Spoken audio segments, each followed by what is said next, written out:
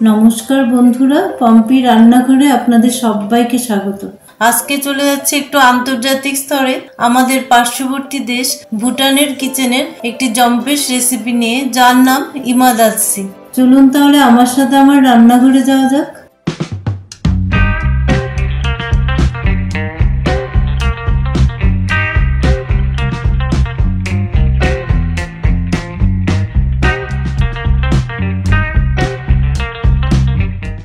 এই রেসিপিটি বানানোর জন্য আমি 3টে রেড চিলি পেপার, 3টে গ্রিন চিলি পেপার নিয়ে নিয়েছি। সবগুলো লঙ্কাকেই আমি লম্বালম্বিভাবে কেটে নেব।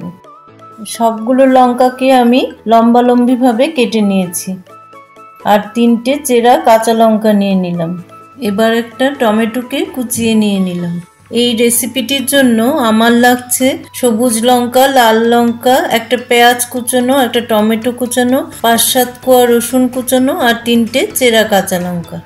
এবার গ্যাসে একটা ফ্রাইং প্যান বসিয়ে দিয়েছি।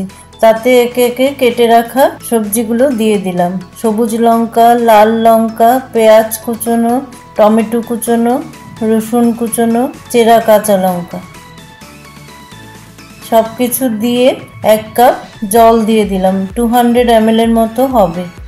এবার 1 টিস্পুন নুন দিয়ে দিলাম আর 1 টিস্পুন সাদা তেল দিয়ে দিলাম। এবার সব কিছুকে মিশিয়ে দিয়ে ঢাকাটা দিয়ে দেব। 10 থেকে 15 মিনিট বয়েল হতে দেব।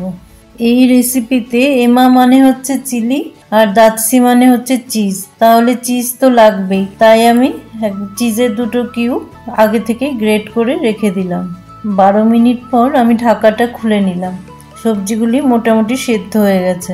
এমনভাবে সেদ্ধ হবে যাতে গলে না যায়। এবার তাতে 1 কিউব বাটার দিয়ে দিলাম আর আগে থেকে গ্রেট করে রাখা চিজটা দিয়ে দিলাম। এবার সব কিছুকে খুব ভালো করে মিশিয়ে দিলাম। এই রেসিপিটাতে চিজ একটু বেশি লাগে। আপনারা আপনাদের পছন্দ মতো চিজ ইউজ করতে পারেন। আমি আগে 2টো কিউব গ্রেট করা দিয়েছিলাম। এখন গ্যাসটা বন্ধ করে আরও 2টো স্লাইস এর সাথে যোগ করে দিলাম। এবার কিছুক্ষণের জন্য একটু ঢেকে দেব। 7 মিনিট পর ঢাকাটা সরিয়ে নিলাম। তৈরি হয়ে গেল ভুটানিজ অথেন্টিক রেসিপি ইমাদাতসি। এটার সাথে রাইস একটা পারফেক্ট সাইড ডিশ। আমি এটাকে গরম গরম রেড রাইসের সাথে সার্ভ করে দিলাম। আমার রান্নার ভিডিওগুলো ভালো লাগলে লাইক, কমেন্ট এন্ড শেয়ার করবেন আর আমার চ্যানেলটাকে সাবস্ক্রাইব করে আমাকে সাপোর্ট করবেন।